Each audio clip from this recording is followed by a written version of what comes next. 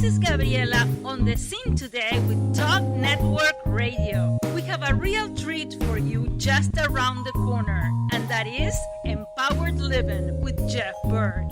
Jeff is the owner of Jeffrey Byrd Coaching, and he will be coming to you weekly to teach you more about empowered living. Now, let's join Jeff already in the studio. Hello and welcome. I'm Jeff Byrd with Jeffrey Byrd Coaching, and this is Empowered Living.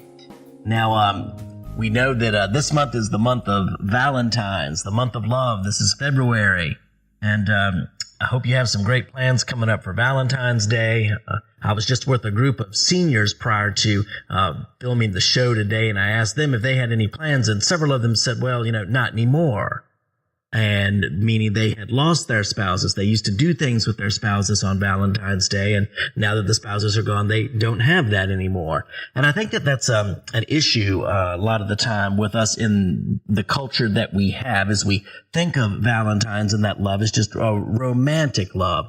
I can remember back when I was single. I was single for a long, long time before I met my fantastic and beautiful wife, Angie, and now we have plans for Valentine's Day every year. But for many, many years, I would kind of jokingly and somewhat truthfully post on Facebook or social media, Happy Singles Awareness Day. Because, if you had a Valentine and you had somebody you were dating or married to, you could have a great time. But if not, the whole culture was centered so much around celebrating that if you were single and you didn't have a date or you weren't doing anything with anybody, the fact that you were single became very much in your consciousness, and you really became aware that it was definitely a singles day if you weren't married or with somebody at the time. So, what I really like, though, is what my Latin friends do down in Central and South America. For them, Valentine's Day is El Dia del Amor y la Amistad, the day of love and friendship. And what they do is they're spreading the nets wider. They're reaching out to other friends that means something to them, who they care for, who they love. And it's not just this romantic love with a partner that you wish Valentine's Day to. They actually spread that out. They spread the nets wider, and they reach out to their family. They reach out to their friends. The first year, this is way back a long time ago, that I had some Latin friends, I got a Valentine's Day message from one of the guys, and I was a little concerned. And I asked somebody else, I said, do I have anything I should be concerned about? And they said, no, that's just normal. That's what we do. He considers you a good friend. That's why he's reaching out to you. I thought, well, that's fantastic. I wish we all did more of that. So nowadays, I think we should take a cue from my Latin American friends and reach out to everybody who means something to us and not make it so exclusive to the romantic love. But this all brings up a bigger point. What do we mean when we say to somebody, I love you? What are we saying? In our culture, again, in the Western society, we often use the word love to mean so many different things. And we can say, perhaps, I love ice cream. Great, you just can't wait to consume it. I love ice cream. It tastes good, makes me happy. We might say we love football, or some people, unfortunately, love money. We all need it. Some people love it. Or we love sunsets. We love something beautiful. We love something that inspires us. But we use this word love for so many things. So it leaves us getting the question when we say to somebody or someone says to us, I love you, what do they mean? What does that actually mean? Because we use it to mean everything. I love you like I love ice cream or cheesecake. I just want to, consume you, for my benefit, for my pleasure. Or perhaps like I love a sunset. Well, you're just beautiful. I just admire you. I appreciate that. Maybe that's what we mean. Or maybe we mean something deeper. Hopefully it's not like money where it just gives us control. And we're not saying, I just want to be able to control you or things through you. So we need to define this. What do we mean? So the Greek helps a lot, and I've got a good friend who is Greek, and I was chatting back and forth on Facebook Messenger with her this week. Thank you very much, Maria Papazis, for helping me understand some of the meanings of the Greek words that we would translate them all into love, but they mean something very, very different, and the Greek really brings that out. So there's 4 of those. That's why this is titled The 4 Loves. There are 4 types of love. They actually have a 5th, but I'm going to focus on the 4 today. 4 types of love that I'd like to talk about. The first one is probably the most widely used, at least the most familiar, and that is eros. Eros love. This is the in love. This is the physical. This is excitement. This is arousal. This is that type of in love, romanticized love that we typically think of. If you're watching this, you can see on the slide the couple kissing with the firecracker. This is a very romantic scene. If you're listening to it, you'll just have to picture it, and you've probably been in a situation like that. So that's the eros, though. But then that's kind of just like not as deep as some of the others. And some of these others I really want to talk about. I really love them. The next one is storge. And storge is a very tender, very familial type of love.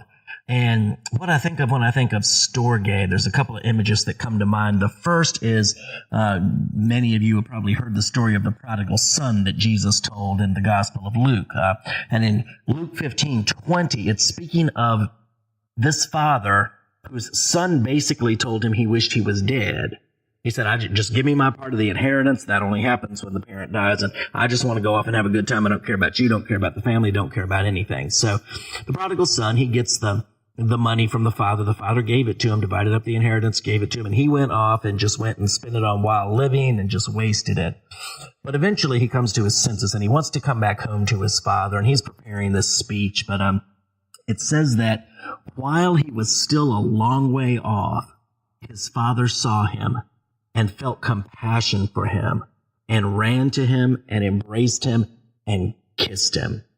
Now, if you don't understand much about that culture back then, I understand that in that culture, it was very undignified and dishonorable for an older man to run, especially to a younger man, to show such flagrant display of emotion and sentiment towards him and fatherly love and concern. But it says, again, he saw him, he felt compassion for him, he ran and embraced him and kissed him. That's a lot of going on with the father there. He's taking a lot of action because of his deep, tender-hearted love for this son. And I know there's a lot of spiritual implications. I'm not going to go into that today. Just on the familial side, though, just as a parent to a child, there's that deep connection. And another expression of the storge love is just with a mother with her child, with her newborn. And for those of you who have them, you just think back and remember that first time that baby was placed in your arms and what you felt, and you were exuding love to the child through your eye contact, through your voice and your tone of voice, through your touch, through your embrace, just through the unspoken things of your spirit and just the essence and your love and depth of love for that child. But this is so important, and I really have come to believe that this is extremely important to experience this type of love in order to have healthy development.